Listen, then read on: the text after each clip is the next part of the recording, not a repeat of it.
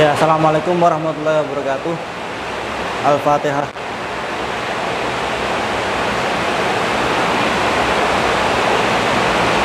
Ya, anak sekalian, sekarang kita ke materi selanjutnya, melanjutkan yang kemarin ya, mengenai sholat jamaah. Oke, sholat jamaah. Kita baca bersama-sama terlebih dahulu. Bismillahirrahmanirrahim. Wa ayyu maudhi'in shalla fil masjidi.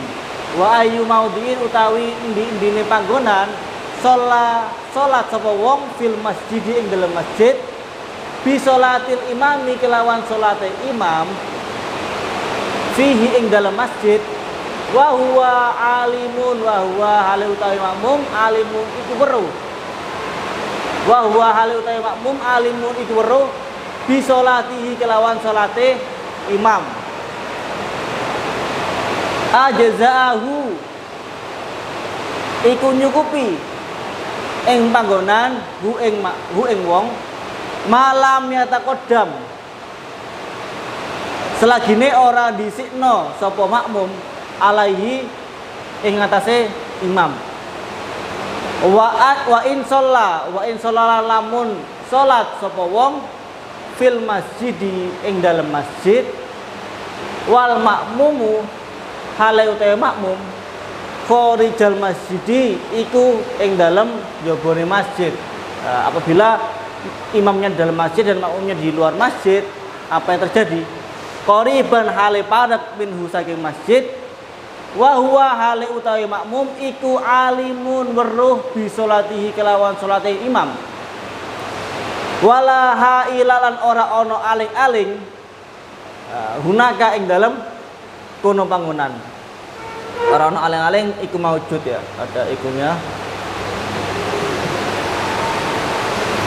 Jaza mongko wenang apa manut.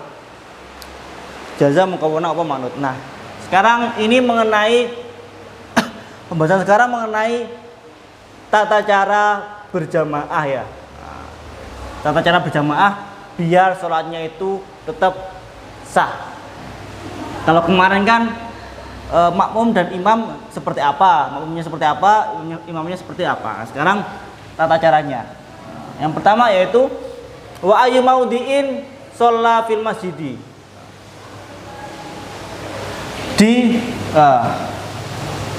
Sebentar.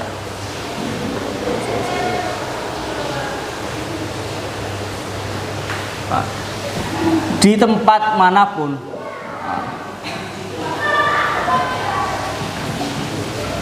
makmum itu sholat, gini ya, sholat bersama imam.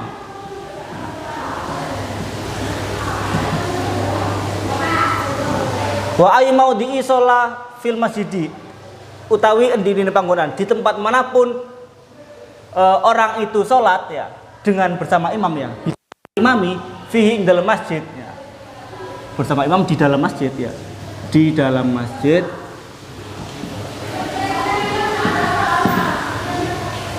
wa huwa hale utawi makmum iku alimun bisolatihi kelawan salat imam. Nah, dan makmum itu mengetahui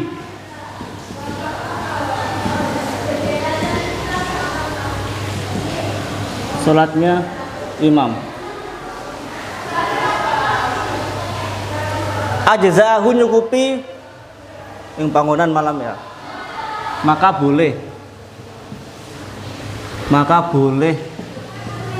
asalkan makmum tidak mendahului imam.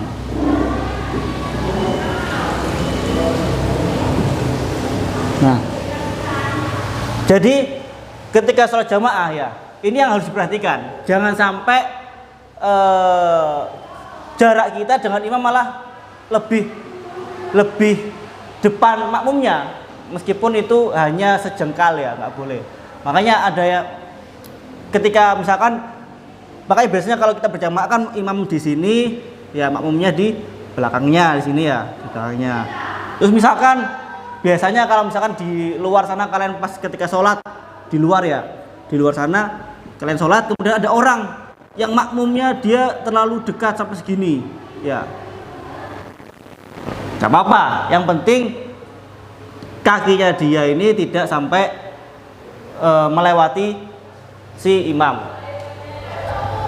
tidak sampai di depannya si imam ya. Nah, malam ya takodam alaihi, selagi ini orang disikno sapa makmum alaihi ngatasi imamnya. Yang penting makmumnya itu tidak sampai mendahului imam dari segi posisinya ya. Nah, atau misalkan kalau di sini ada misalkan masjidnya kayak gini, biasanya kan ada kayak gini masjid gini, di sini ada imamnya, di sini imamnya, kemudian makmumnya di sini.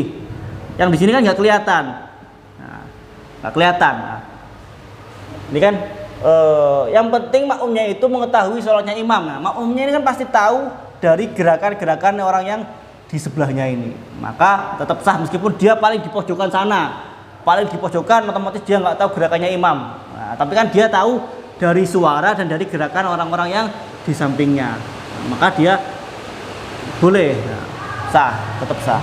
Yang penting dia tidak di depannya sini, gitu ya. Terus kemudian wa in shalla fil masjidi wal makmumu kharijal masjidi. Nah, apabila makmum imam ya maaf, imam sholat di dalam masjid dan makmum di luar masjid. Nah, wa in sholalan lamun sholat sapa wong sapa imam ya. Ini saya ganti imam aja ya biar enak. Fil masjid ing dalam masjid wal makmumu hale utawi makmum iku kharijal masjid ing dalam njebone masjid. Nah, imamnya di dalam masjid, ini masjidnya, misalkan ini masjidnya, ini imamnya di sini ada makmum banyak, di sini banyak, dan saking banyaknya sampai meluber ke jalan. Nah, ada makmum yang sampai di luar masjid di sini, misalkan qoriban hale parek, ya, dia dekat dari masjidnya. Nah, minhu saking masjid, wa huwa hale utawi makmum iku alimun weruh bi sholatihi kelawan salat imam, dan makmum tersebut mengetahui sholatnya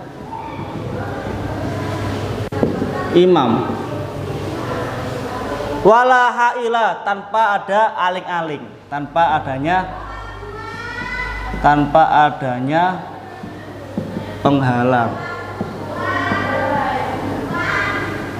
Hunaka ing dalam ya, di sana ya. Jaza maka boleh, maka boleh atau sah jamaahnya. Nah, jadi misalkan dia sholat ada beberapa makmum yang di sini, yang di luar, dia dekat dengan masjid. Nah, dia tahu sholatnya imam dari makmumnya yang di dekat-dekatnya jendela, misalkan ada jendela di sini, ada jendela. Dia tahu gerakan sholatnya si makmum dari gerakan yang makmumnya di dalam masjid. Nah, maka itu boleh. Tapi misalkan terus gimana Pak? Misalkan saya di sini ada masjid, ada orang yang rumahnya dekat dengan masjid, di sini masjidnya, misalkan di sini masjid, di sini rumahnya, di sini rumahnya. Saya malas ke masjid, saya pengen jamaah di masjid, kamar saya dekat dengan masjid, ya udah saya jamaah di masjid tapi di rumah. Nah, saya dengar suaranya imam pas lagi ruku, sujud dan tahiyat misalkan. Apakah sah? Jawabannya adalah tidak sah. Kenapa ya tadi ini? Adanya penghalang. Harus tanpa ada penghalang. Nah, sedangkan ini ada penghalangnya meskipun rumahnya dekat. Nah, penghalangnya apa? Ada tembok. Yang dia otomatis hanya menggunakan media suara saja, pendengaran saja, tanpa ada kayak penglihatan juga. Maka nggak sah, ada penghalang. Penghalangnya berupa tembok-tembok tadi itu. Kalau hanya kaca, misalkan kaca itu masih bisa ditoleransi. Makanya biasanya ataupun misalkan ada suatu masjid, misalkan masjidnya lantai 2, bertingkat 2 ya. Di lantai pertama biasanya kan ada masjid yang misalkan ini lantai 1, lantai 2, lantai 1, ini lantai 2. Nah, masjidnya segini ya. Biasanya kan di sini ada lubang masjidnya biasanya. Imamnya di sini. Yang lantai 2 di sini penuh, imamnya makmumnya lantai 2 di sini. Mutar biasanya ya. Di sini ada lubangnya. Maka yang di lantai 2 ini masih bisa sah sholatnya. Kenapa? Karena makmumnya masih bisa melihat di bawah. Tapi kalau misalkan ada masjid yang lantai 2-nya ini tertutup keseluruhan, meskipun sama-sama di dalam masjid, tapi yang lantai 2-nya semuanya tertutup tanpa ada celah sama sekali, lubang yang menghubungkan antara lantai 1 dan lantai 2, maka sholatnya yang seluruh makmum yang di lantai 2 tidak sah. Kenapa? Karena tadi nih adanya penghalang. Nah, ya. Nah, jadi kalau misalkan ada masjid, misalkan ada yang mau membangun masjid dan sebagainya, mau berlantai 2, mau tingkat 2, jangan sampai lantai 2 dan lantai 1 ini terpisah, harus ada lubangnya. Makanya biasanya kalau di masjid-masjid yang besar pasti tengahnya itu ada lubangnya. Nah, kayak gitu ya. Oke, silakan dipelajari kembali. Mungkin cuma itu yang bisa saya sampaikan, kurang lebihnya mohon maaf. Assalamualaikum warahmatullahi wabarakatuh.